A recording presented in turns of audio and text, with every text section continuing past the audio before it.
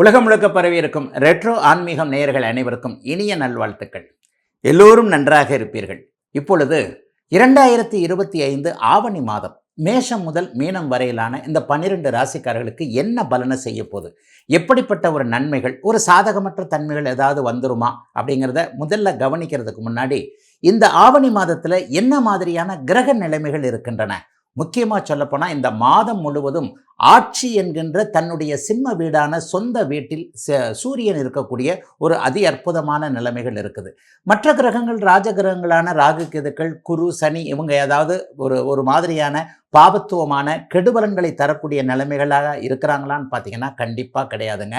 மிதுனத்தில் இருக்கக்கூடிய குரு நல்ல அமைப்பிலேயே இருக்கிறார். அதை போலவே மீனத்தில் குருவின் வீட்டில் இருக்கக்கூடிய சனி மற்றும் 12 அதாவது இது காலபுருஷனுடைய ஒரு 11வது வீடு என்று சொல்லப்படக்கூடிய கும்பத்தில் இருக்கக்கூடிய ராகு, இது போன்ற அமைப்புகள் நல்ல விதமாகவே இருப்பதால் பெரும்பாலும் 12 ராசிக்காரர்களுக்கும் பெரிய கஷ்ட நஷ்டங்கள் இந்த இடத்துல கண்டிப்பாக இருக்காதுங்க. இப்பொழுது தனித்தனியாக என்ன மாதிரியான பலன்களை மேஷம் முதல் மீனம் வரையிலான ஒரு 12 ராசிக்காரர்களுக்கு செய்யும்ன்றதை பார்த்துடலாம். கடகராசிக்காரர்களுக்கு மாதம் முழுவதும் 12ல் இவர் இருக்கிறார், குரு பகவான் இருக்கிறார். 9ஆம் இடத்துல சனி இருக்கிறார். மாதத்தின் பெரும்பகுதி நாட்கள் சுக்கிரனுடைய அமர்வினால் ராசி சுபத்துவத்தை அடைகிறது. எல்லாவற்றையும் விட மேலாக 3ஆம் இடத்துல செவ்வாய் இருக்கிறது, அதை விட மேல் அமைப்பு. ஆவணி மாதம்னாலே உங்களுக்கு தனகாரகன தனாதிபதியாகிய சூரியன் 2ஆம் இடத்துல இருப்பார். அப்போ இதெல்லாம் என்ன, இந்த மாதிரியான கிரக நிலைமைகள் ஆவணி மாதம் என்ன நடக்கும்ன்றதை காட்டுது. ஃபஸ்ட்டு காசு பணத்திற்கு கவலைப்பட வேணாம்னு காட்டுது. கடனை அடைக்கிற அளவுக்கோ கடனை வட்டி கட்டுற அளவுக்கோ அவரவருடைய தசாபக்தி அமைப்பிற்கு ஏற்றார் போல. கடனை பற்றி எப்போ கவலைப்படுவோம், வட்டி கட்ட முடியல, கடனையே திருப்பி கொடுக்க முடியல, கடங்காரன் வாசலில் நிற்கிறான், அசல் தான் திருப்பி கொடுக்க முடியலன்னா கூட வட்டியில் கூட தத்தளிக்குது, வட்டி கட்டுறதுக்கே மறுபடியும் கடன் வாங்க வேண்டியிருக்கு. இப்படி தான் வட்டி குட்டி போடுதுன்னு சொல்லுவாங்க. இந்த மாதிரியான சூழல் கடந்த 3 வருஷமாக கடன் தொல்லைகளில் போய் கடகராசிக்காரர்கள் மாட்டிக்கிட்டீங்க அப்படிங்கிறது தான் உண்மை. ஏன்னா அட்டமத்து சனி தான் உங்களை எல்லா விதத்துலையும் பிச்சு பிடுங்கி எடுத்துருச்சே. ஆக பூச நட்சத்திரம் ஆயில்ய நட்சத்திரக்காரங்க இன்னும் கொஞ்சம் அதில் ரிலீஸ் ஆகி வந்த மாதிரி இல்லை. போன மார்ச் மாதம் 29ஆம் தேதி அஷ்டமச்சனி உண்மையிலேயே முடிஞ்சிட்ட மாதிரி இருந்தாலும் கூட ஆயில்யம் நட்சத்திரம் 3ஆம் பாதம் 4ஆம் பாதத்தில் பிறந்திருக்கின்ற அத்தனை கடகராசிக்காரர்களுக்கும் இன்னும் அஷ்டமச்சனி தொடர்வது போன்ற ஒரு சூழ்நிலை தாங்க இருக்குது. இதுதான் உண்மையான நடப்பு. ஆனால் அவங்களுக்கு கூட இந்த ஆவணி மாதம் ரொம்ப பெரிய அளவில் நல்லா இருக்குங்க. ஆவணி மாதத்தில் பிற்பகுதி, அதாவது செப்டம்பர் மாதம் 1ஆம் தேதியிலேருந்துலாம் இன்னும் கொஞ்சம் கூடுதல் நன்மைகள் தான் இருக்கும். மொத்தத்தில் பணவரவு இருக்கும். அந்த பணவரவின் மூலமாக இழந்து போன ஒரு பெயரை மீண்டும் சம்பாதிக்கக்கூடிய அமைப்புகள் கண்டிப்பாக உங்களுக்கு உண்டு. தைரிய வீரியம் அதிகமாக இருக்கும். இளைய சகோதரர்களின் மூலமாக ஆதரவுகள் இருக்கும். தம்பியோ தங்கைகளோ இதுவரைக்கும் கை கொடுக்காத நிலைமைகள்லாம் மாறி இனிமே தம்பி தங்கைகள் உறவுகள் நமக்கு கை கொடுக்கக்கூடிய சூழல் உண்டு என்கின்ற அமைப்பு கடகராசிக்காரர்களுக்கு உண்டு. 3ஆம் இடம் இப்போது அதி வலிமை கொண்டதாக இருப்பதால் உங்களுக்கே தன்னம்பிக்கை அதிகமாக இருக்கும். ஒரு புத்துணர்ச்சியோட தன்னம்பிக்கையோட காலையில் எந்திரிச்சு வெளியே போகிறதுக்கு பயப்பட்டுக்கிட்டு வேலைக்கு போகணுமா, அங்கே போகணுமா, இங்கே போகணுமா, அதை பண்ணணுமா, இதை பண்ணணுமா, யாராவது ஒருத்தர் நமக்கு அப்படி பண்ண மாட்டாங்களா, இப்படி பண்ண மாட்டாங்களான்னு அப்படின்னு இருந்து கொண்டு இருந்த நிலைமைகள் எல்லாம் மாறி ஓரளவிற்கு நானே எழுந்து விட்டேனே என்கின்ற மாதிரியான தன்னம்பிக்கை இருக்கக்கூடிய அமைப்புகள் இப்போது உண்டு. சின்ன சின்ன நெகட்டிவ் இருக்கும். அப்பாவுக்கும் நமக்கும் கருத்து வேறுபாடுகள் இருக்கும். ஏன்னு சொன்னால் அவங்களுக்கு 9ஆம் இடத்துல சனி இருக்கிறாரு. தந்தையை பற்றி கவலைப்படக்கூடிய சில அமைப்புகள் இப்போது கடகராசிக்காரர்களுக்கு இருக்கின்றன. சொந்த ஊருக்கு போக முடியாத நிலைமை, சொந்த ஊர்லேருந்து வரக்கூடிய தகவல்கள் நல்லா இல்லாத ஒரு நிலைமைகள்லாம் இப்போது கண்டிப்பாக உண்டு. ஏதேனும் பொது காரியத்தில் ஈடுபடுவோருக்கு கொஞ்சம் தடைகள் இருக்கும். கோயில் கட்டலான்னு நினைக்கிறோம், குலதெய்வத்தை எடுத்து கட்டலான்னு நினைக்கிறோம், கும்பாபிஷேகம் பண்ணலான்னு நினைக்கிறோம், இதை பண்ணலான்னு நினைக்கிறேன், அதை பண்ணலான்னு நினைக்கிறேன், ஊருக்காரங்க நல்ல காரியம் தானே பண்ணுறேன், உங்களுக்கு தானே நல்லது பண்ண போகிறேன், ஆனால் இதுக்கு இப்படி தடுத்துக்கிட்டு இருக்கிறீங்களே என்கின்ற மாதிரியாக உண்டு. 12ஆம் இடத்துல குரு இருக்கின்ற காரணத்தினால பயணங்கள் 2-3 தடவையாவது இந்த ஆவணி மாதம் வரும். அதனால கொஞ்சம் நல்லதுகள் நடக்கும். வெளிநாடு வெளிமாநிலம் தூர இடங்களுக்கு போக வேண்டும் என்கின்ற எண்ணத்தில் இருப்பவர்களுக்கு இந்த ஆவணி மாதம் கை கொடுக்கக்கூடிய சக்சஸ் மாதமாக அமைஞ்சிருக்குதுங்க. கடகராசிக்காரர்கள் எல்லோருக்கும் இந்த மாதம். சிம்மராசிக்காரர்களுக்கு நல்ல முன்னேற்றங்கள் இருக்கக்கூடிய அமைப்புகள் இப்போ இந்த ஆவணி மாதத்தில் கண்டிப்பாக உண்டுங்க. ஏன்னா இந்த மாதம் முழுவதும் உங்களுடைய ராசிநாதன் என்று சொல்லப்படக்கூடிய சூரியன் ராசியிலேயே ஆட்சி நிலை என்று சொல்லப்படக்கூடிய அற்புத அமைப்பு உண்டுங்க. எப்போவுமே ஆவணி மாதம் பெரிய சோதனைகளை சிம்மராசிக்காரர்களுக்கு கொடுத்துறாது. உங்களுடைய ராசிநாதன் வருஷத்துக்கு ஒரு முறை தான் அந்த பலமான ஒரு நிலைமையை அடைவார். அந்த நிலைமையில் இது ஒரு முக்கியமான அமைப்பு ஆவணி மாதம். இந்த தடவை கேதுவோடு சேர்ந்து கிரகண தோஷத்தில் இருக்கிறாருங்களே ஐயா, இருந்தாலும் ராகுவோடு சேர்ந்தா தான் ரொம்ப பெரிய பலவீனத்தை அடைவார். கேதுவோடு சேரும்போது பெரிய ஒரு கஷ்ட நஷ்டங்கள் இருக்காது. ஆகவே ஆட்சியாக இருக்கின்ற காரணத்தினால் நினைத்தது நடக்கக்கூடிய, எண்ணியது செயல்பாட்டில் இருக்கக்கூடிய, காசு பண விஷயத்தில் நல்லவைகள் இருக்கக்கூடிய, மிக மிக முக்கியமாக மதிப்பு, மரியாதை, கௌரவம், அந்தஸ்து போன்றவைகள் அப்படியே அதிகப்படக்கூடிய அமைப்புகள் இப்போது அத்தனை சிம்மராசிக்காரர்களுக்கும் உண்டு. எந்த இடத்துல பேர் கட்டு போச்சுன்னு நினச்சிங்களோ அந்த இடத்துலலாம் பேர் கொஞ்சம் நல்ல விதமாக வரும். இந்த இடத்துல இப்படி பேர் கட்டு போச்சு, கொடுக்கல் வாங்கல அப்படி கொஞ்சம் செய்ய முடியாமல் போச்சு, காசு இன்றைக்கி தரேன்னா அன்றைக்கி கொடுக்க முடியல, அவர் ஒரு வார்த்தை பேசிட்டாரு, நான் ஒரு வார்த்தை பேச வேண்டியதாக போச்சு, நல்ல ஃப்ரெண்ட்ஷிப் கெட்டு போச்சு.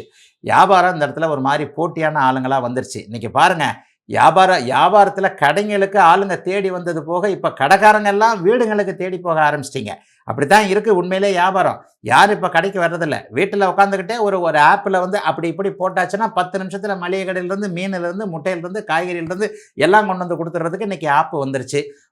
அத்தனை சிம்மராசிக்கார வியாபாரிகளும் வியாபாரம் அப்டேட் பண்ணப்பட வேண்டும் என்கின்ற இந்த நவீன தொழில்நுட்ப சிந்தனைகள் எல்லாமே இப்போது சிம்மராசிக்கார தொழில் முனைவோருக்கு, வியாபாரம் பண்ணுறவங்களுக்கும் கண்டிப்பாக வருங்க. 11ஆம் இடத்துல அப்படியே குரு பகவான் வலிமையாக இருக்கிறார். சட்டப்பூர்வமான போராட்டங்களில் கொஞ்சம் தோத்து போயிடுவோமோ நினைக்கக்கூடியவர்களுக்கு வெற்றிகள் கிடைக்கக்கூடிய அமைப்பு உண்டு.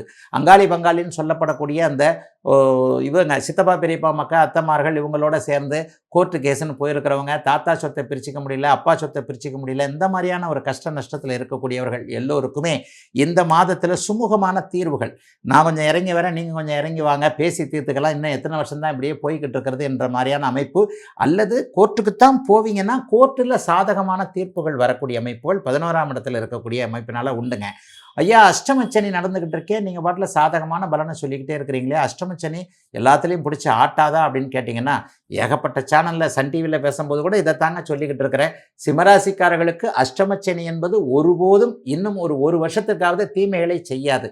ஏன்னா கோச்சாரத்தில் வேதை என்கின்ற ஒரு விதிவிலக்கு ரொம்ப பெரிய முக்கியம். 8ல் இருக்கக்கூடிய சனிக்கு 7ஆம் இடத்தில் இருக்கக்கூடிய ராகு அவர் இருக்கின்ற காலமான 1.5 ஆண்டு காலம் வேதையை கொடுப்பார் என்பதால் கண்டிப்பாக சிம்மராசிக்காரர்களுக்கு அஷ்டமச்சனிலாம் பெருசாக வேலை செய்யாதுங்க. அதனால் அதை பற்றி கவலைப்பட வேண்டாம். அதுக்காக அகலக்கால் வைக்க தேவையில்லாத, எதிலும் நன்றாக இருக்கக்கூடிய, புத்துணர்ச்சியோடு, கௌரவமாக, ஆரோக்கியமாக, பண வளர்ச்சியோடு இருக்கக்கூடிய முன்னேற்றமான நல்ல மாதங்க இந்த மாதம் எல்லா சிம்மராசிக்காரர்களுக்கும் வயதிற்கு ஏற்றாற் போல. கன்னிராசிக்காரர்களுக்கு மிகப்பெரிய முன்னேற்றங்கள் இருக்கக்கூடிய மாதமாக இந்த மாதம் இருக்குங்க. மாதத்தின் ஆரம்பத்திலேயே லாபஸ்தானத்தில் புதனும் சுக்கிரனும் வலிமையாக இருக்கிறாங்க. சுக்கிரன் ஒரு 20 நாளாவது 11ஆம் இடத்துல இருக்கிறார். உங்களுடைய ராசியின் நண்பரான சூரியன் இப்பொழுது அருமையாக 12ஆம் இடத்துல வலுத்து உட்கார்ந்துருக்கிறாரு. 10ல் குரு இருக்கிறாரு. 7ஆம் இடத்துல இவர் இருந்து, சனி இருந்து ராசியை பார்த்து கொண்டிருக்கிறார். ராசியிலேயே செவ்வாய் இருக்கிறார். என்ன நடக்கும்? ராசியில் முழுக்க செவ்வாய் இருக்கிறது கொஞ்சம் கோபத்தை கொடுக்கக்கூடிய ஒரு அமைப்பு. டப்பு டிப்புன்னு நம்ம சொல்கிறத யாரும் கேட்க மாட்டேன்றாங்க என்கின்ற மாதிரியாக ஏதேனும் ஒரு சூழ்நிலையில் வருத்தப்படக்கூடிய அமைப்பு. கணவன் மனைவி இணக்கம் கூட கொஞ்சம் சரியாக இருக்காதுங்க. ஏன்னா 7ல் சனி செவ்வாய் தொடர்பு இருக்கிறனால காதலன் காதலி உறவு ஊடல்களினால், அல்லது இந்த மாதிரி ஒரு 10 நாள் 20 நாள் பேசலை, அப்படி என்னை இவன் தெரிஞ்சுக்கிட்டோம், இது என்னை தெரிஞ்சுக்கிட்டோன்ற மாதிரி ஒருத்தருடைய அருமையை இன்னொருவர் புரிந்து கொள்வதற்காக கணவன் மனைவி, காதலன் காதலி போன்ற உறவுகள் மற்றும் நட்புகள், ஆணுக்கு ஆண் நட்பு, பெண்ணுக்கு பெண் நட்புன்னு சொல்லப்படக்கூடிய அந்த நட்பு நிலைமைகளில் கூட கொஞ்சம் ஒரு மாதிரியான சங்கடங்கள் வரத்தாங்க செய்யும். ஏன்னா 7ஆம் இடத்துல இப்போது செவ்வாய் சனி தொடர்புகள் ஏற்படுகின்றன. நீங்களே கொஞ்சம் அடிக்கடி கோபத்தை கொடுக்கக்கூடியவராக இருப்பீங்க. எப்போ பார்த்தாலும் உங்களுக்கு டப்பு டிப்புன்னு இப்போ கோபம் வரும். எதுக்கு நம்மளுக்கு கோபம் வருதுன்னு தெரியாத அளவிற்கே உங்களுக்கு கோபம் வரும். மற்றபடி காசு பண விஷயத்தில் குறைகள் இருக்காது. 11ஆம் இடத்துல புதன் 11, 12 ஆகிய 2 இடங்களில் ஆவணி மாதம் இருக்கிறார். அப்போ தொழிலில் லாபங்கள் கண்டிப்பாக உண்டு. 2, 9 குடையவர் சுக்கிரன், அவர் 11ஆம் இடத்துல ஒரு 20 நாட்களுக்கு இருக்கின்றது கொடுத்து வைத்த ஒரு அமைப்பு. என்னத்துக்கு? பணவரவு, தொழில் முன்னேற்றம், வேலை முன்னேற்றம்.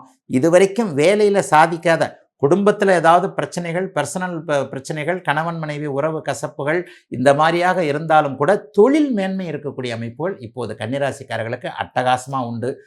வீட்டில் சண்டை போட்டு வெளியில் வந்தால் கூட ஏதோ ஆஃபீஸில் வேலையில் நிம்மதியாக இருக்கிறப்பா, வியாபாரத்தில் கடையில் நிம்மதியாக இருக்கிறப்பா என்கின்ற மாதிரியாக தொழில் அமைப்புகளில் சக்ஸஸ் இருக்கக்கூடிய அமைப்பு.